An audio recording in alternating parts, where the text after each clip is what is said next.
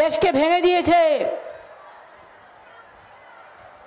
এরপরে যদি ক্ষমতায় আসে দেশে আর কোনো নির্বাচন হবে না, মানুষের কোনো স্বাধীনতা থাকবে না, না ধর্মীয়, না অর্থনৈতিক, না রাজনৈতিক, না শিক্ষা, না সামাজিক, না সংস্কৃতির।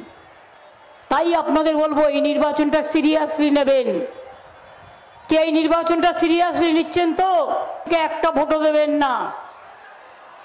কারণ সিপিএম আমি শুনেছি জলপাইগুড়িতেও আমাকে সাংবাদিকরা বলেছেন, বাড়ি বাড়ি গিয়ে বলেছে তোমাদের ভোটটা ফরওয়ার্ড ব্লককে দেবে না, ভোটটা দিয়ে দাও বিজেপিকে। তাদের আপনারা ভোট দেবেন?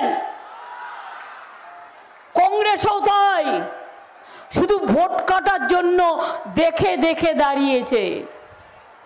ভাবছে মুসলিম ভোটটা যদি ভাগ করা যায় তাতে বিজেপি কংগ্রেসের, সিপিএম কংগ্রেসের ভোট নিয়ে আমরা যদি আবার জিতে যাই, একটা বিজেপির সিট জেতা মানে মনে রাখবেন বিজেপির সিট বাড়া, আর বিজেপির একটা সিট কমা মানে দিল্লিতে বিজেপি গভর্নমেন্ট চলে যাওয়া, বিদায় নেওয়া, পতন হওয়া।